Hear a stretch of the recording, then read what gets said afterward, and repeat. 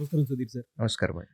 ప్రస్తుతం degree finish చేస్తున్నటువంటి students ఎవరైతే ఉన్నారో వాళ్ళు ఈ ఇయర్ ఎండ్‌లోపు గనక సెటిల్ అవ్వాలి అనుకుంటే గవర్నమెంట్స్‌కి సంబంధించినటువంటి అంటే ఆ జాబ్స్‌కి సంబంధించిన నోటిఫికేషన్స్ ఏమేమి రెడీగా ఉన్నాయి?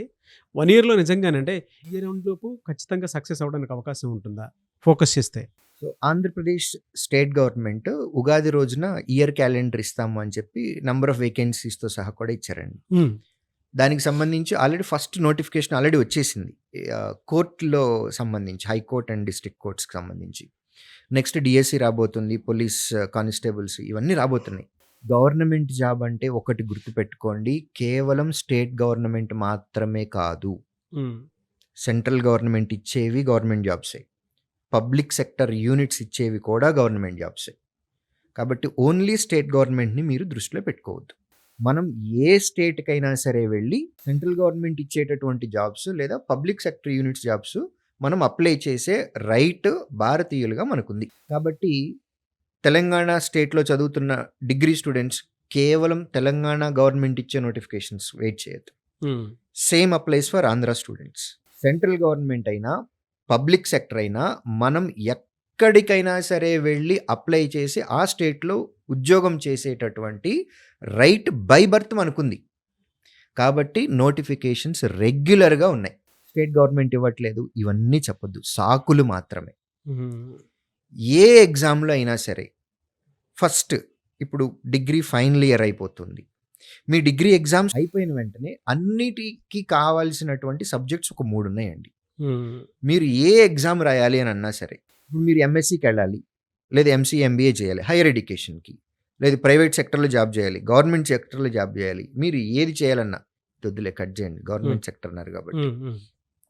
మీరు ఏ గవర్నమెంట్ ఎగ్జామ్ తీసుకున్నా సరే మినిమమ్ 3 సబ్జెక్టులు కామన్‌గా ఉంటాయి. క్వాంటిటేటివ్ యాప్టిట్యూడ్ ఇది లేకుండా ఎగ్జామ్ ఉండదు. Reasoning, general English. కొన్ని ఎగ్జామ్స్‌లో జనరల్ ఇంగ్లీష్ ఉండదు. బట్ కరెంట్ అఫైర్స్ ఉంటుంది. సో, ఈ 4 సబ్జెక్టులు గనక మీరు నేర్చుకుంటే మీకు చాలా చాలా చాలా బెనిఫిట్ ఉంటుంది. ఒక graduate more than 99 exams apply చేసుకోవడానికి ఇండియాలో ఎలిజిబిలిటీ ఉంది. ఈ 99 ఎగ్జామ్స్‌లో ఎవ్రీ ఇయర్ మినిమమ్ 60 గ్యారంటీగా మేము చూస్తున్నాం. ఇది నేను లాస్ట్ 18 ఇయర్స్‌లో అబ్జర్వ్ చేసిన ట్రెండ్ అండి ఇది. అంటే నేను ఈ ఫీల్డ్‌లోకి కోచింగ్ సెంటర్, ఒక టీచర్‌గా, ఒక ఇన్‌స్టిట్యూట్ మేనేజ్మెంట్‌లో ఉండటం దిస్ ఈజ్ మై 18థ్ ఇయర్. ప్రతి సంవత్సరం కనీసం ఒక 60 నోటిఫికేషన్‌లు వస్తున్నాయి. తగ్గింది ఎక్కడ అంటే ఒక్క కోవిడ్ ఇయర్‌లోనే తగ్గింది. బట్ మిగిలిన అన్ని సంవత్సరాల్లో ఉంది. మీరు ఏ ఎగ్జామ్ రాయాలన్నా సరే quantitative aptitude, reasoning, general English and current affairs ఇవి కంపల్సరీగా మీరు నేర్చుకోవాల్సింది. ఇది లేకుండా ఎగ్జామ్ లేదు. రోజులో గ్రాడ్యుయేషన్ అయిపోయింది. మీ గ్రాడ్యుయేషన్ రిజల్ట్ కూడా వెయిట్ చేయొద్దు. రిజల్ట్ వచ్చేస్తది. మీ మీద మీకు నమ్మకం ఉంది గదా! అవును. నమ్మకం ఉంది కాబట్టే మీరు ఇమ్మీడియేట్ ప్రిపరేషన్ స్టార్ట్ చేయాలి. ఆ రిజల్ట్ చూసిన తర్వాత నేను డిగ్రీ ఎగ్జామ్‌కి మళ్ళీ ఫెయిల్ అవుతానో, పాస్ అవుతానో చెక్ చేసుకొని అనేదంటే లో కాన్ఫిడెన్స్ ఉన్నట్లు మనకి. ఆ ఫేజ్‌లోంచి బయటికి రండి. True sir. హ్మ్.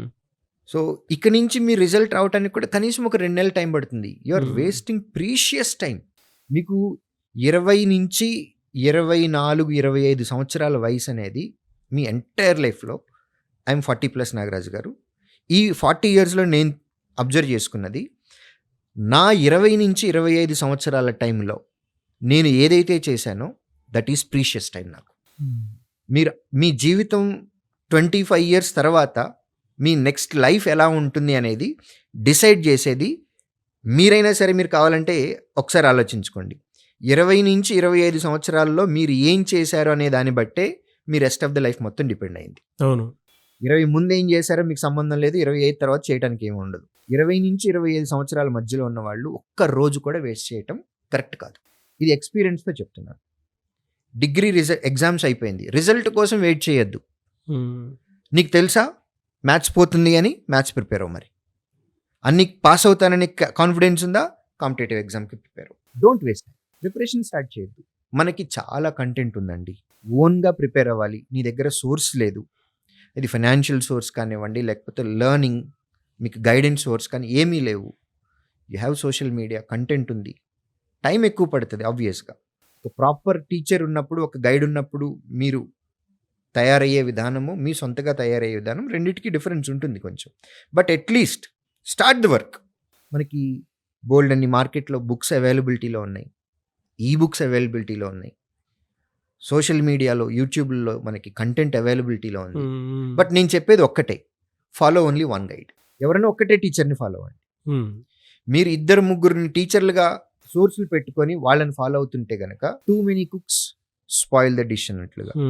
లేదా తెలుగులో కూడా సామెత ఉంది, 2 పడవల మీద కాళ్ళు పెట్టి ప్రయాణం చేయటం. ఇది కరెక్ట్ కాదు. ఫాలో ఓన్లీ వన్ సోర్స్, అది ఏదైనా అవ్వచ్చు. మా శ్రీధర్ సిసి ఇదే ఫాలో అవ్వండి అని నేను చెప్పట్లా, మీరు ఏదైనా ఫాలో అవ్వండి, ఒక్కటే ఫాలో అవ్వండి. Reasoning, arithmetic, general English, current affairs, ఇవి లేకుండా మీకు ఎగ్జామ్ లేదు. ఒక్కరోజు కూడా వేస్ట్ చేయొద్దు. Start the preparation irrespective of number of vacancies. మీకు ఏజ్, ఎడ్యుకేషన్, క్వాలిఫికేషన్ ఉందా, ఉన్న ప్రతి నోటిఫికేషన్కి అప్లై చేయండి. యూ నెవర్ నో మీకు ఏ నోటిఫికేషన్లో ఉద్యోగం వస్తుందో మీకు తెలియదు. కాబట్టి ఎలిజిబిలిటీ ఉన్న ప్రతి ఒక్క నోటిఫికేషన్కి అప్లై చేయండి. సిన్సియర్గా ప్రిపేర్ అవ్వండి. ఎఫర్ట్స్ అనేవి 100% ఎఫర్ట్ పెట్టండి, ఉద్యోగాలు అవే వస్తాయి. సో ఒక్కొక్క నోటిఫికేషన్ మీదే డిపెండ్ అవ్వకుండా జనరల్గా ఉండేటువంటి నోటిఫికేషన్స్ మీద, అంటే సెంట్రల్ గవర్నమెంట్, స్టేట్ గవర్నమెంట్, ఈ రెండింటి మీద అవగాహన పెంచుకొని ప్రాక్టీస్ అనేది, అంటే నాకు రిజల్ట్ వచ్చేంత వరకు వెయిట్ చేసేటువంటి ఉద్దేశం కాకుండా ముందే స్టార్ట్ చేసేసి ఈ రెండిట్లో ఏది సూటబుల్లో వాటికి అప్లై చేసుకుంటూ వెళ్ళిపోయి రాస్తూ ఉంటే సరిపోతుందంటారు. నాగరాజు గారు, అసలు మనిషికి ఏం కావాలి? సెటిల్ అవటం కావాలి సార్, మనీ కావాలి. అవును. ఆ మనీ సంపాదించుకోవటానికి కొంతమంది బిజినెస్లు పెడతారు, కొంతమంది ప్రైవేట్ జాబ్స్ చేస్తారు, కొంతమంది గవర్నమెంట్ జాబ్ చేస్తారు, కొంతమంది కాంట్రాక్టులు చేస్తారు, రకరకాల పనులు చేస్తారు. సో అల్టిమేట్గా మీరు గవర్నమెంట్ సైడ్ వస్తున్నారు అని అంటే లోపల కొంత ప్యాషన్ ఉంటుంది. మనం పేరెంట్నో, మన అంకుల్ని చూడటమో, ఆంటీని చూడటమో, ఒక టీచర్ని చూడటమో, ఇన్స్పైరింగ్ క్యారెక్టర్ ఏదో ఒకటి మనకుంది కాబట్టి మనం గవర్నమెంట్లోకి రావాలి అని అనుకున్నాం. కొంత సర్వీస్ చేయాలి అని అనుకుంటున్నాము. ఎట్ ద సేమ్ టైం మన టైం టు టైం మనకి ఇంక్రిమెంట్స్ రావాలి, మన హైరార్కీ పెరగాలి, ప్లస్ మనం సేఫ్గా ఉండాలి, మన ఫ్యామిలీ కూడా సేఫ్గా ఉండాలి.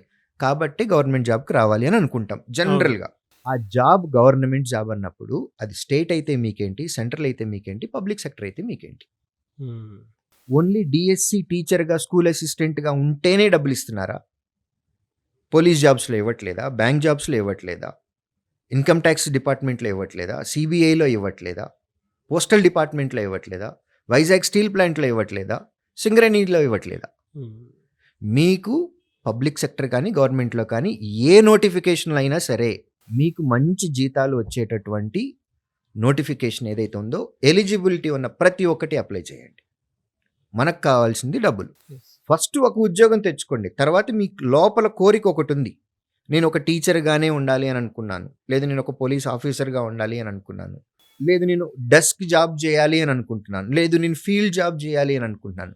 ఇది రెండో దానికి ప్రిపేర్ అవ్వండి. బట్ ఫస్ట్ ఒక జాబ్ తెచ్చుకోవాలి. కాబట్టి మీకు ఏ ఎగ్జామ్లో అయినా సరే నేను చెప్పిన సబ్జెక్టులు గ్యారంటీ. ఇవి ఇమ్మీడియట్గా డిగ్రీ అయిపోయిన ఎగ్జామ్స్ అయిపోయిన వెంటనే ప్రిపరేషన్ స్టార్ట్ చేయండి. సిలబస్ని 3 to 4 monthsలో కంప్లీట్ చేసుకోండి.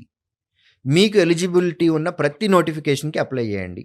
సిన్సియర్గా ప్రాక్టీస్ చేయండి, హార్డ్ వర్క్ చేయండి, ఇష్టంగా పని చేయండి, మాక్ టెస్టులు రాయండి. ఎఫర్ట్ అనేది 100% పెట్టండి. ఉద్యోగం ఆటోమేటిక్గా అదే వస్తుంది. ఫస్ట్ ఉద్యోగం తెచ్చుకోండి, ఫస్ట్ ఉద్యోగం ఫ్యామిలీ కోసం, రెండో ఉద్యోగం మీకోసం తెచ్చుకోండి. మీకు లోపల ఏదైతే కావాలి అని అనుకుంటున్నారు, మీ స్కిల్ సెట్ ఏదైతే ఉంది అని అనుకుంటున్నారు, మీకు ఇష్టమైన పని ఏదైతే అనుకుంటున్నారో అది రెండో ఉద్యోగంలో చెక్ చేసుకోండి. Very good information sir. Thank you so much sir. Thank you.